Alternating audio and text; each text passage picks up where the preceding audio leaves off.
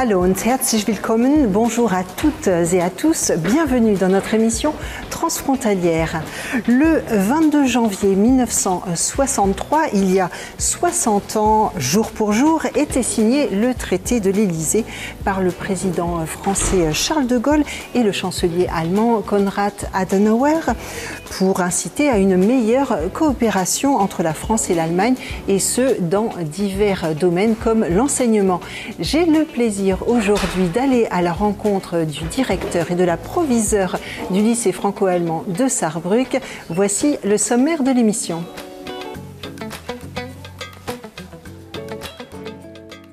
Nous commencerons par une présentation du lycée franco-allemand en chiffres et en images. À la tête de l'établissement pour la partie allemande, le directeur Stefan Hauter, et côté français, la proviseure Christine Wallibouz-Huguen sont nos invités du mois. CP, CE1, CE2, le labo interculturel se consacre au nom des classes à l'école en France et en Allemagne. Jongler avec les deux langues, c'est le quotidien des élèves à l'école biculturelle de Frémin-Merlebach. Nous leur avons demandé ce que le traité de l'Élysée leur évoquait. Et pour finir, tricoter pour une bonne cause, l'initiative Streckel mit Herz à Schönau allie passe-temps, convivialité et altruisme.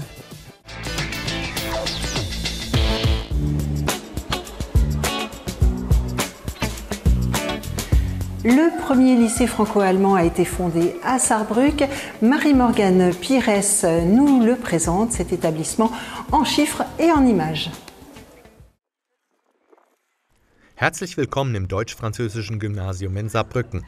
Die Schule öffnete 1961 ihre Türen. Sie ist eines von 5 aktuell bestehenden deutsch-französischen Gymnasien und das erste binationale Gymnasium, das Pädagogen aus Deutschland und Frankreich als Lehrkräfte hatte.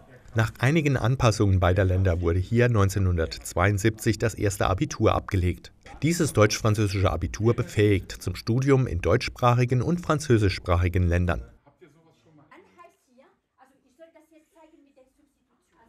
Die Schulleitung besteht aus einem deutschen Part, der durch das saarländische Bildungsministerium ernannt wird, und einem französischen Part, der vom französischen Ministerium für Europa und Äußeres vorgeschlagen wird.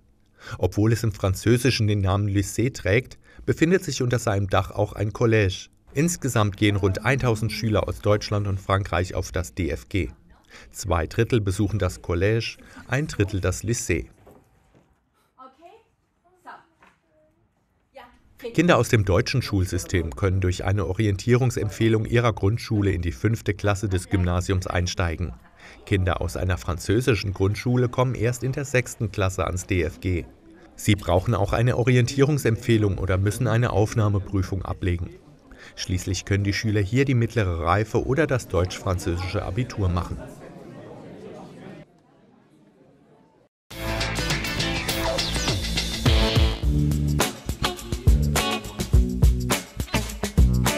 Guten Tag, Stefan Hauter. Guten Tag. Sie sind der Leiter des deutsch-französischen Gymnasiums. Wir feiern den 60. Jahrestag des Élysée-Vertrags. Was bedeutet dieser Vertrag heutzutage? Macht es Sinn, dass wir ihn noch feiern? Es macht auf jeden Fall Sinn, diesen Vertrag zu feiern. Und ich bin Schulleiter des deutsch-französischen Gymnasiums und unsere Schule, so kann man das formulieren, ist von diesem Vertrag eigentlich, wir haben diesem Vertrag unsere Existenz zu verdanken. Wir sind zwar schon älter als der Vertrag, aber die Fortentwicklung der Schule und dann auch die Neugründung der anderen DFGs ist nur möglich gewesen mit diesem Vertrag und auch mit der ganzen Mission, die damit verbunden ist auf beiden Seiten der Grenze. Das deutsch-französische Gymnasium spiegelt den Geist des Élysée-Vertrags wider, das sagen Sie. Wie macht sich das im schulischen Alltag bemerkbar? Ja, die deutsch-französischen Gymnasien sind Begegnungsschulen. Das heißt, im Gegensatz zu anderen Schulen, in denen zum Beispiel die französische Sprache als Fremdsprache intensiv gelernt wird, ist es bei uns zwar auch so, aber es heißt auch Partnersprache und nicht Fremdsprache. Das zeigt schon den Stellenwert der jeweilig anderen Sprache. Und wir sind ja auch eine deutsch-französische Schulgemeinschaft mit deutsch-französischen Schülern, mit Eltern von beiden Seiten und auch mit der Lehrerschaft. Ne? In Deutschland ausgebildete Lehrer, in Frankreich ausgebildete Lehrer, bis hin zur Schulleitung. Richtet sich wirklich das DFG an alle Schüler. Man hört oft, und das ist eine Kritik, dass das DFG ein elitäres Gymnasium ist. Ja, das ist richtig. Ja. Die Frage des Elitären ist ein Problem, das wir mit uns herumtragen. Es ist natürlich klar, dass das Lernen einer Fremdsprache immer mit Ängsten verbunden ist. Ja. Das ist eines der schwierigen Fächer, wie vielleicht auch die Mathematik. Und diese Challenge, die wir uns geben, diese Herausforderung zu sagen, wir bringen Schüler aus dem Saarland mit einer Sprache am Ende zu einer Zweisprachigkeit, das ist ein mutiges Unterfangen, aber macht manchmal auch Angst. Ja. Und es ist sicherlich auch nicht einfach. Und es gibt auch Schüler, für die das sehr anstrengend ist. Und auch manche, die sagen, ich möchte das nicht weitermachen, aber wenn wir unsere Statistiken anschauen, schaffen es einfach sehr viele und wir haben auch nicht mehr Verluste als an anderen Schulen.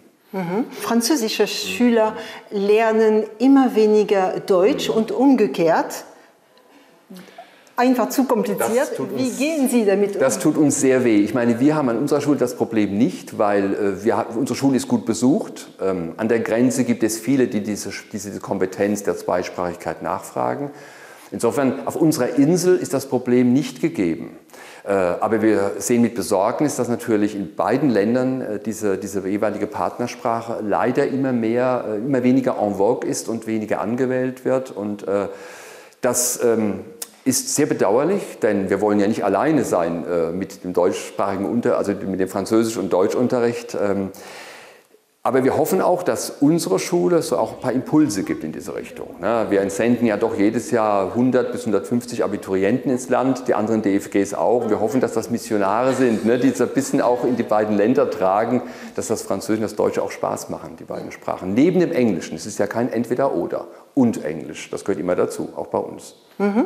Vielen Dank, Herr Hauter, für dieses Interview. Je vous propose maintenant de regarder le labo interculturel de Tom Koschutza. Il s'attelle aujourd'hui au nom des classes. Vous savez, en France, CP, CE1, CE2, c'est pas toujours facile de s'y retrouver, ainsi de suite. En Allemagne, c'est un petit peu plus logique. Regardez.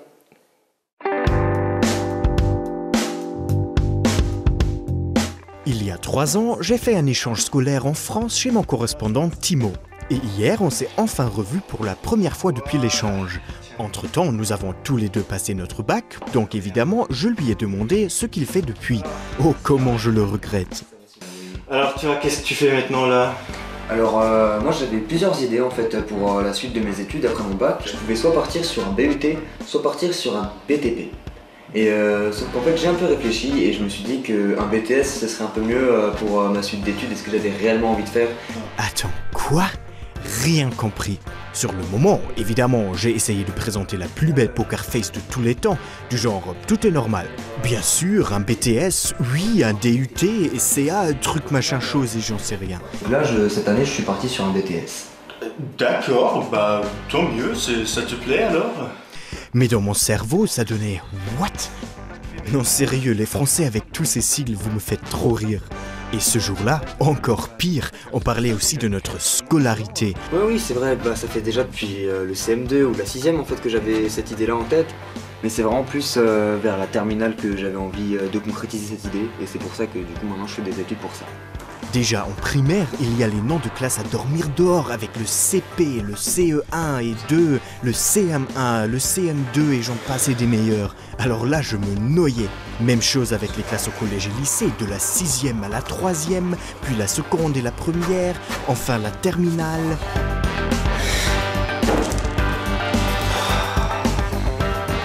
C'est tout de même plus logique en Allemagne. On compte simplement de la première classe jusqu'à la 12e ou la 13e classe. C'est 1000 fois plus simple, non ?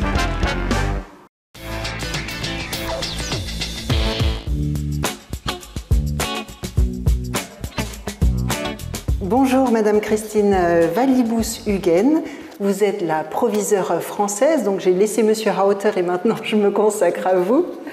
Alors, on vient de voir le labo interculturel de Tom. C'est plus logique, le système des noms des classes en Allemagne ? C'est logique, sauf sur un point, la 6e est la même, n'est-ce pas ? Mais ça peut être plus logique dans le sens où ça monte par rapport, c'est croissant par rapport, en arrivant vers la terminale, bien sûr. Mais nous, c'est par acronyme, ça veut dire aussi ce qu'on enseigne dans les classes de primaire, par exemple. Voilà. Mais Je dirais que c'est plus logique, oui. Alors vous êtes en poste depuis peu au lycée franco-allemand de Sarrebruck. Oui. Qu'est-ce qui vous a fait accepter cet emploi? Parce que j'ai fait des études franco-allemandes. Voilà, donc le traité de l'Élysée a une réalité pour moi, puisque j'étais en effet scolarisée en section allemande du lycée international de Saint-Germain-en-Laye, avec des profs allemands. Voilà, donc je parle bien allemand. Et bien sûr que l'AEFE m'a nommée parce que d'abord j'avais réussi une première mission et parce que je parle allemand. Et ça me plaît. Alors, je vous pose une question concernant l'enseignement des mathématiques. Ici, il est possible qu'un élève ait une année les maths en allemand et l'année suivante les maths en français. Je me demande toujours, pour un élève, deux langues à maîtriser, plus parfois deux approches complètement différentes d'une même matière. Est-ce que ce n'est pas perturbant ? Depuis la rentrée, je n'ai pas noté que des élèves étaient perturbés. Il faut dire que le niveau, les élèves ont quand même un très bon niveau ici au lycée franco-allemand. Moi, ancienne prof de maths, avant d'être proviseur, ça m'interpelle. Ils auront un choix de filière, parce qu'attention, la réforme du bac ne s'est pas appliquée au lycée franco-allemand de Sarrebruck. Donc, dès la seconde, les enfants choisissent s'ils veulent être en S, en ES ou en L. Donc, les maths, il y a plusieurs classes possibles en fonction de s'ils veulent quand même, si ça n'allait pas en maths, ils peuvent changer de terminale ES1, ils vont en ES2 si vraiment les maths en allemand, c'est trop compliqué pour eux. C'est une possibilité, mais jusqu'à cette année, on n'a pas eu à le faire. Donc les élèves ont quand même un bon niveau. D'accord. On est un peu surpris. Certains professeurs ne parlent pas la langue du partenaire au lycée franco-allemand. C'est pas une condition. Tous le comprennent. J'ai vu à la Gesamtkonferenz, quand on a fait l'Assemblée générale, moi je traduis un peu en français, mais beaucoup de professeurs français comprennent l'allemand, beaucoup de professeurs allemands comprennent le français. C'est pas une grosse difficulté. Alors, parler couramment, peut-être pas, non, mais traduire, non, mais ils comprennent. Et c'est une des conditions pour être recruté, de connaître quand même un minimum l'allemand. D'accord. Ma dernière question, est-ce que le rapprochement des peuples doit passer par l'apprentissage de la langue du voisin ? Je pense que déjà, parler la langue du voisin, ça aide à se comprendre. Même si on a cette fameuse langue anglaise internationale que tout le monde doit parler. Mais non, je pense surtout l'amitié franco-allemande avec ce qui a pu être vécu, je pense que c'est important. Et puis même si on fait une faute, c'est pas grave, le tout c'est qu'on... De faire un effort d'apprendre la langue du partenaire ou du voisin, ça montre qu'on a compris ce qui s'était passé avant et qu'on n'a plus envie que ça se reproduise.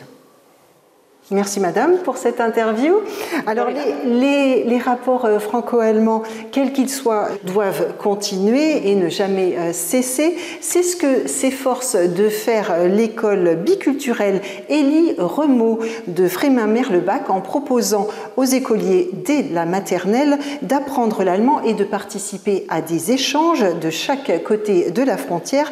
La semaine dernière, les élèves de CM2 et les anciens élèves désormais en 6e ont partagé une matinée d'activités en langue allemande, bien sûr, l'occasion pour Émilie Capodici de leur demander ce qu'ils associaient au traité de l'Élysée. C'était quand Jacques Chirac et le président allemand, je ne me rappelle plus de son nom, Monsieur de Gaulle, il a traité un pacte avec l'ancien président de l'Allemagne. La France et l'Allemagne, ils sont redevenus amis. Pour dire de faire la paix. Ils ont signé un papier pour dire comme quoi, déjà ils avaient pu se faire la guerre et qu'il allait avoir une journée franco-allemande. Auch wenn der Zusammenhang des Élysée-Vertrags für die Kinder ein bisschen unklar ist, sind seine Auswirkungen für sie doch sehr präsent. Ein Beleg ist die Entwicklung der bikulturellen Schulen, wie der Schule Elie Renault in Freiming-Merlebach. Les écoles parce qu'elles sont biculturelles, les écoles parce qu'on y enseigne l'allemand et tout plein d'autres choses, ce sont les conséquences de ce traité de l'Élysée, important en 1963 d'ailleurs, où on s'est réconcilié, où on a commencé à échanger entre la France et l'Allemagne. Donc pour l'école Renault biculturelle, mais je pense aussi pour le collège, cette journée ou cette semaine sera un incontournable et je pense que des activités culturelles seront proposées. Nous, on le proposera. Die Schule Elie Renault beherbergt mehr als 200 Schüler vom Kindergartenalter bis zur 4. Klasse. Als bikulturelle Schule legt sie nicht nur gesteigerten Wert auf das Erlernen der deutschen Sprache, sondern auch auf die Vermittlung der deutschen Kultur. Er hat gewonnen. Okay, noch einmal. L'enseignement, c'est vrai que la plupart des écoles dites ordinaires proposent une séance par semaine. Nous, on est à une séance par jour et je trouve ça très important. L'école Remont fait partie d'une des premières à être biculturelle et je me rends compte en observant un peu autour de moi qu'il y en a d'autres qui se développent, donc on prend tout doucement conscience de l'importance de notre situation géographique. Trotz ihres jungen Alters sind sich die Kinder der vielen Vorteile bewusst, die das Beherrschen der deutschen Sprache bietet. Je parle en allemand depuis tout petit, c'est devenu une habitude. C'est comme si ça faisait partie de moi. Pour moi, c'est important de parler allemand. Parce que si on va en Allemagne, comme ça on sait parler allemand. Parce que ma mère, elle travaille en Allemagne et du coup, je vais souvent en Allemagne. Parce que plus tard, par exemple, si on va aller travailler en Allemagne, au moins on aura la langue. Die Ameise. Keine Ameise, nein. Es geht. Nein, keine Spinne. Bevor der deutsch-französische Tag am 22. Januar gefeiert wird, lernen die Schüler der 4. Klasse und des Collège von Freiming-Merlbach von ihren Lehrkräften in einem morgendlichen Workshop die Tiere der Welt kennen. Eine Gelegenheit für sie zu kommunizieren, und zwar nur auf Deutsch. C'est la première rencontre aujourd'hui, donc on travaille ce vocabulaire. Alors on a le jeu de cette famille qui oblige à dialoguer, il y a le jeu du pendu, il y a des mémories, il y a du domino, ils doivent inventer un animal et lui donner le nommer en allemand. Il y a aussi du mime par la pâte à modeler, donc différentes activités qui vont les obliger à parler en allemand. Et je vois, ça parle, je vois que ça communique, ça dialogue, en plus en allemand, donc on est dans notre projet. Stimmt, das ist im Wasser. Der Fisch. Genau, der Fisch.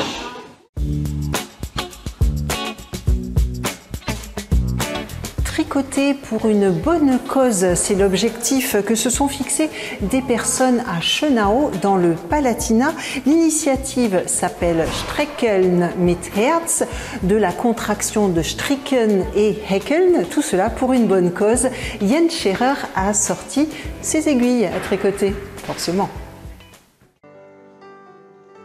Sabina Bleuel ist die Gründerin der Gruppe Sträkeln mit Herz.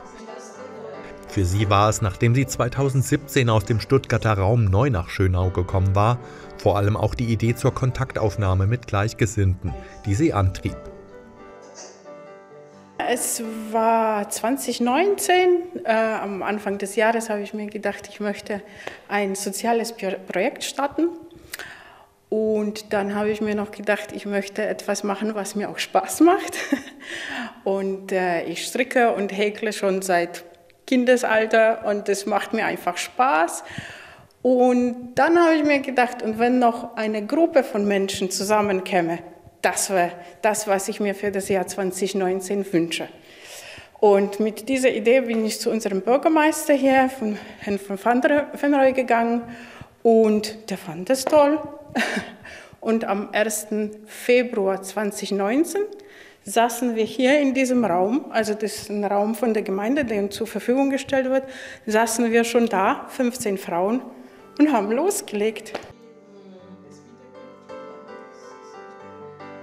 Seitdem wird nach Lust und Laune gestrickt und gehäkelt, aus nahezu ausschließlich gespendeter Wolle. Die bekommt die Gruppe von Menschen, die selbst damit aufgehört haben oder gar bei Geschäftsauflösungen. Nur etwa 5% der Wolle wird selbst besorgt. So entstehen im Kreis der bis zu 15 Frauen Socken, Mützen, Stirnbänder, Stulpen, Schlüsselanhänger und vieles mehr. Die fertigen Produkte werden dann für eine Spende verkauft, sei es auf dem Schönauer Michaelsmarkt, bei besonderen Aktionen oder auch auf private Anfrage. Wir sammeln Spenden. Wir geben halt unsere Sachen und dafür bekommen wir Spenden, die sammeln wir. Und alles, was wir einnehmen, geht für karitative Zwecke. Und zwar am meisten liegt uns die Tafel Pirmasens. Die liegt uns am Herzen. Da überweisen wir jedes Jahr große Mengen. Und dann, da gibt es ja noch so Kindertafeln. Das ist ein Projekt von der Tafel. Da überweisen wir auch immer. Und sonst, ja, wir hören, wo Not ist und dann bekommen die Leute das Geld. So wurde auch schon das Ahrtal nach der Flutkatastrophe unterstützt oder Familien aus der Region, die einen Schicksalsschlag hinnehmen mussten. 19.000 € in den 4 Jahren seit der Gründung hat die Gruppe schon spenden können. Zuweilen werden auch die gesträgelten Sachen an sich gespendet, etwa an einen Verein gegen Eierstockkrebs oder kleine Nestchen für eine Vogelaufzuchtstation. Die Tafel Pirmasens liegt Bleuel und den Frauen dabei aber besonders am Herzen, weil hier soziale Hilfe geleistet und Lebensmittel vor dem Wegwerfen gerettet werden. Die Kindertafel bietet neben warmen Mahlzeiten auch noch Hausaufgabenunterstützung für sozial benachteiligte Kinder. Jeden ersten Freitag im Monat treffen sich die Frauen im Ginandhaus in Schönau. Es ist ausdrücklich eine offene Gruppe. Also ich möchte gerne die Gelegenheit hier nutzen, alle einzuladen, die Lust haben am Stricken und an Häkeln, Lust haben an Gemeinschaft und Lust haben, was Gutes zu tun, einfach sich bei mir melden. Ich denke mal, hier wird in der Reportage unten meine Kontaktadressen werden angegeben. Einfach sich melden und mitmachen. Das würde mich unheimlich freuen. Und auf der anderen Seite, wenn Sie selber nicht stricken oder häkeln, aber zum Beispiel Socken haben wollen oder eine Mütze oder ein Stirnband oder was auch immer, bitte genauso melden. Wir erfüllen fast alle Wünsche. In der Chatgruppe der Frauen sind dank den sozialen Medien auch bereits Mitglieder aus anderen Teilen Deutschlands, die einfach für die Handwerkstipps dankbar sind oder ihre Ergebnisse einschicken. Auch eine seit 2022 im Ort lebende Frau aus der Ukraine hat sich direkt in der Gruppe eingebracht.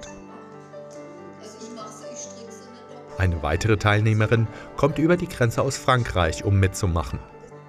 Sabina Bleuel erreichen Interessierte unter der Nummer 01520 712 9209.